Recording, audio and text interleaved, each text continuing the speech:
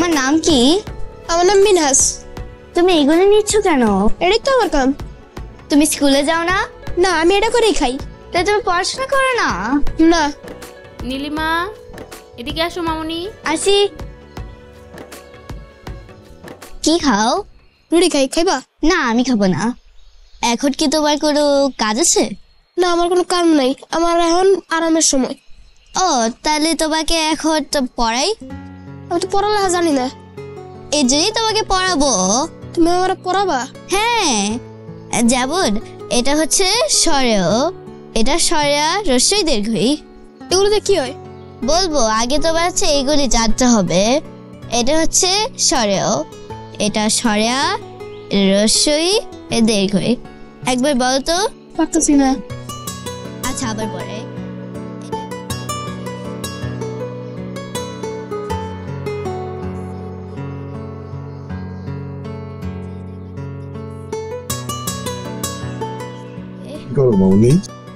এই যে ওকে শিখাচ্ছি, ও তো লেখাপড়া জানে না, তাই ওকে সরে সরে শিখাচ্ছি।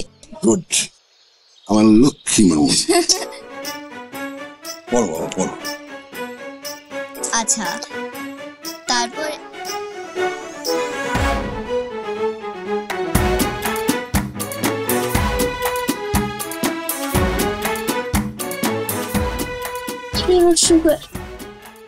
নীলিমা, কি করছো এখানে? ওকে পড়াচ্ছি। দেখছো, তোমার মেয়েকে পুরো রিসোর্ট খুঁজে বেড়াচ্ছে, ও এখানে এসে কি করছে?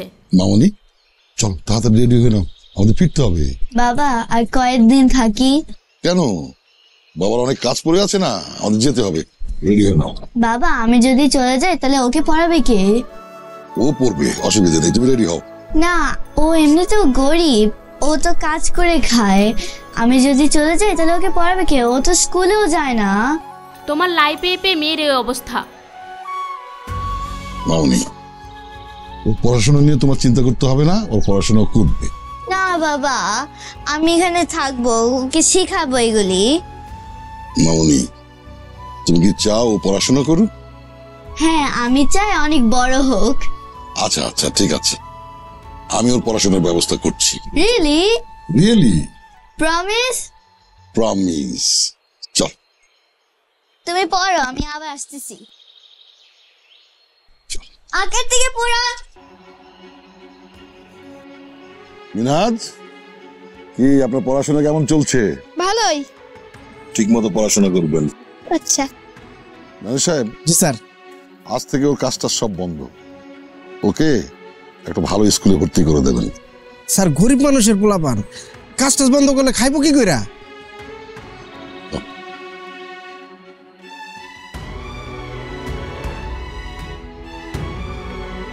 এখানে 2 লাখ টাকা আছে, ওর পড়াশোনা এবং থাকা খাওয়ার সমস্ত খরচ এখান থেকে বহন করবেন। আরো যদি কিছু লাগে আমাকে জানাবেন, আমি ব্যবস্থা করব। আর প্রতিদিন ওর আপগ্রেড আমাকে জানাবেন। জি স্যার, অবশ্যই জানাবো স্যার। হিনা স্যারের সালাম কর। ঠিক মতো পড়াশোনা করবো বাবা, ঠিক আছে? স্যার, জীবনে অনেক রকমের মানুষ দেখছি স্যার, কিন্তু আপনার মতো কোনো মানুষ দেখি নেই। আপনি তো জলজন্ত একটা ফেরেশতা স্যার। স্যার, এই রিসোর্টে কত মানুষ আসে আর যায় স্যার, সামান্য আমাকে টিপসের টাকাই দেয় না। আর আপনি এরকম একটা গরিব মানুষের সন্তানকে 2 লাখ টাকা দিলেন পড়ালেখা করার জন্য স্যার। নাও, এটা তোমার জন্য। তাহলে আসি। না স্যার, চলেন আগে দিই স্যার, চলেন স্যার আগে।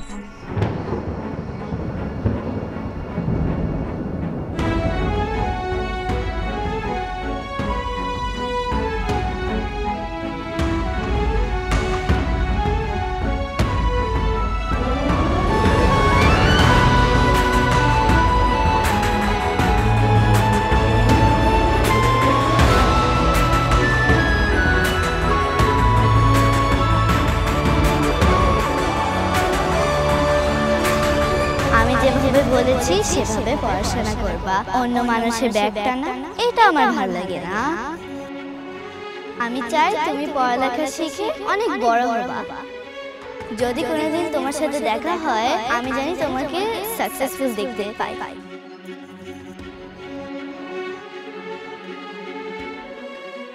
আজকে এই রিসোর্টটা এত নাম শুধুমাত্র একটা মেয়ের জন্য, ওর নাম হচ্ছে নীলিমা।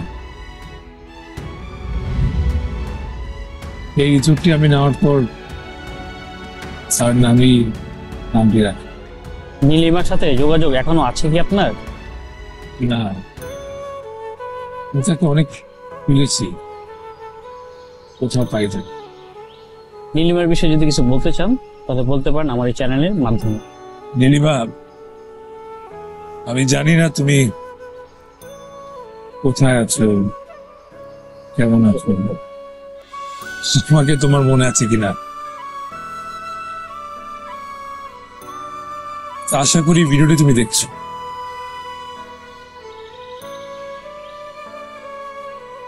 যদি না দেখে থাকো তাহলে নীলিমার কোনো বন্ধু বান্ধব, কোনো আত্মীয় স্বজন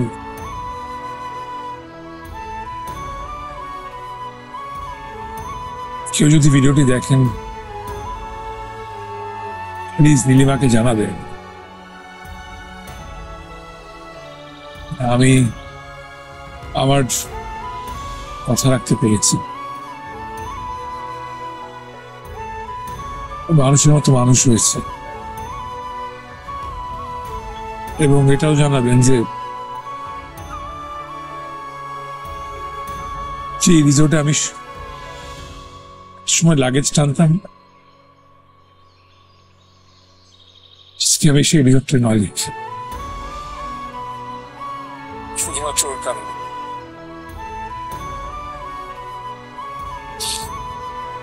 প্লিজ জানাবেন।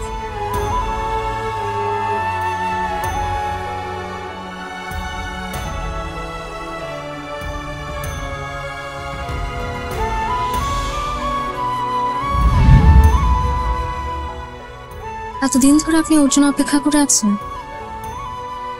হ্যাঁ। যদি খুঁজে না পান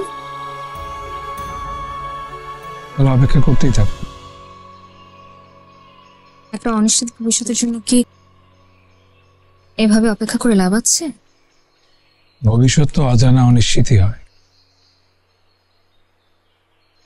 যতদিন বেঁচে আছি এই অনিশ্চিত ভবিষ্যতের মাঝেই নীলিমাকে খুঁজে পাওয়ার অপেক্ষায় থাকলো।